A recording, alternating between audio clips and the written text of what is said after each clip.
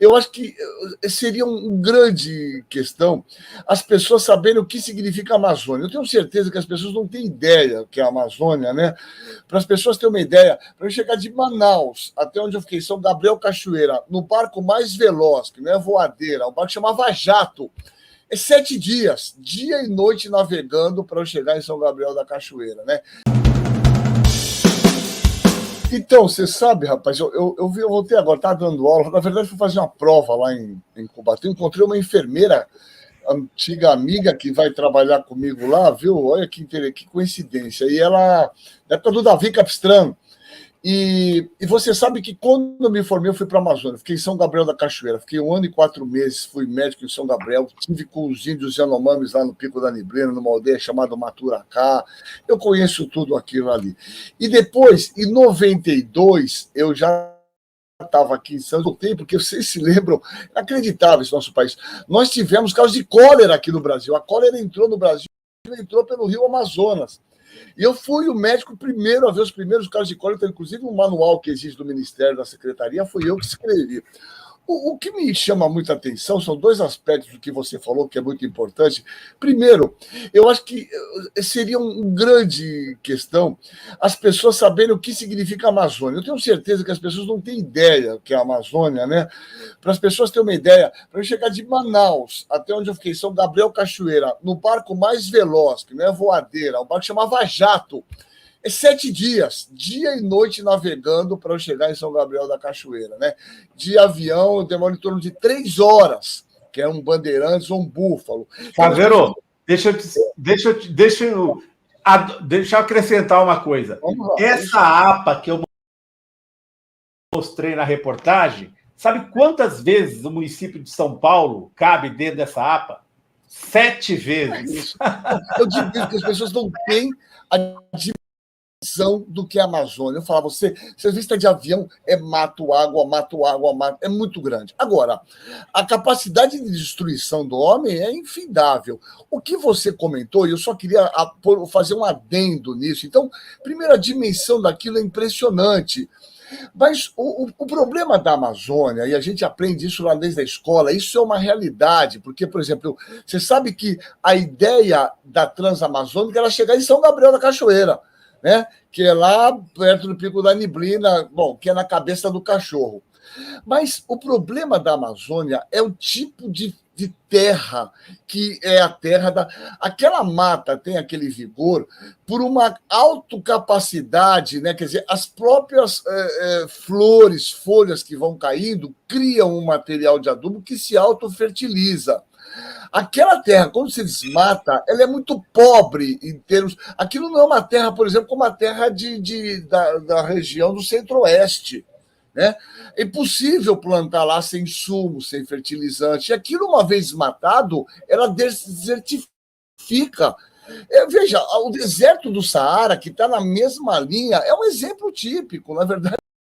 Lá atrás, aquilo foi floresta. Então, você destruir aquilo de uma maneira impune é simplesmente condenar a floresta a você criar um grande deserto na região amazônica. Né? Então, eu acho que essa é uma questão que as pessoas precisam entender, que aquela exuberância, ela se autossustenta pela sua própria exuberância, né? E as pessoas destruindo, a gente corre um grande risco, né, de usar um enorme deserto naquela região amazônica. E o que você falou é perfeito. Essa questão da soja, desses insumos, é uma barbaridade, porque, veja, o Brasil vai ser o quê? Um fornecedor, né, de soja... De água e sol, né? Ô, Caveiro, nós vamos exportar água e vamos exportar sol de graça. É isso, nós vamos ser condenados a ser um país exportador de commodities. Isso é um absurdo, a gente precisa se tocar do que está acontecendo. Então, eu realmente parabenizo, mas eu acho que a gente tem que mostrar a dimensão daquilo. Você comentou outra questão que é super importante, que as pessoas falam, a questão do mercúrio, Rovai, Dri, viu, Azé? A intoxicação para o mercúrio, que é um problema, mas isso não é... Você não tem intoxicação para o mercúrio aguda, que o cara se intoxica e vai ter um problema daqui a uma semana, um mês. Isso é um processo crônico que contamina peixe, vai contaminando o mercúrio. Ele não é um elemento do nosso organismo, nós não metabolizamos, então ele se acumula. né?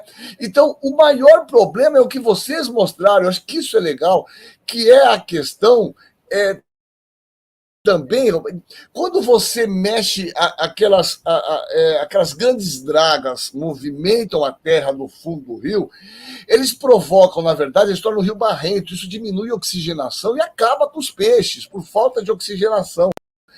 Esse é o Caseiro, e tem um problema adicional, eu não quero entregar as pautas do Rovai, não sei, eu estou só viajando aqui. Mas quando o mercúrio corre naturalmente no solo amazônico, e quando a draga mexe no fundo do rio, né? Até eu tinha planejado colocar uma draga que eu tenho, a imagem dela na reportagem, não deu. Quando ela mexe, o mercúrio vem e é absorvido pelos peixes menores. E aí os peixes maiores que comem os peixes menores vão trazendo para o couro. E aí qual é o Dr. Eric Jennings? Ixi, entreguei um entrevistado futuro. Vai, desculpa.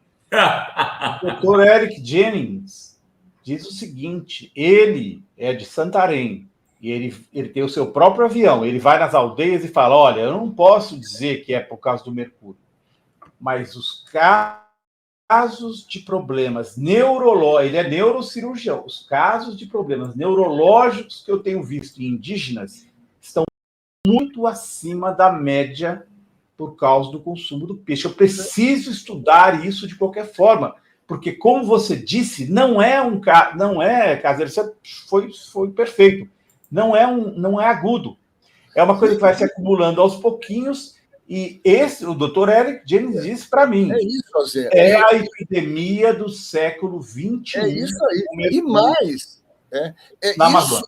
Mostra que esse processo destrutivo, o que nós estamos vendo é uma forma, quando nós vimos a situação dos Yanomamis nesse momento. Essa foto representa um filme que começa lá atrás, nesse governo Bolsonaro, que vem levando a total destruição e atolamento desses índios, desses indígenas, né? Não vamos ser aqui politicamente, deixando a sua própria sorte.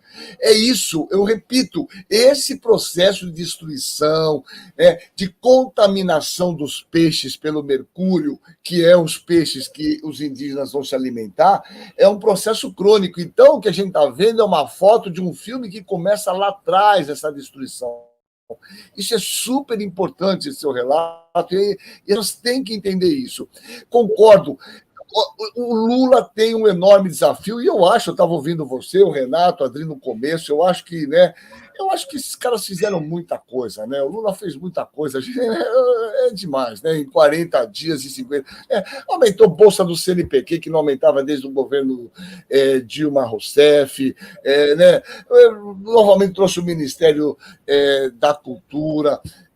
Aumentou o salário mínimo, as pessoas falam, mas 13 reais, mas aumentou, nunca tinha tido aumento real. Então, na verdade, as coisas demoram muitas vezes para acontecer, mas eu não tenho dúvida que o grande desafio é a questão amazônica, é o avanço realmente do agro, né, do agronegócio, né, o agro é tudo, o agro é pop, esse papinho furado aí, é nisso que nós temos que se pegar, e o que me anima é que eu acho que o mundo, meus caros, se apercebeu da urgente necessidade de cuidar desse nosso planeta.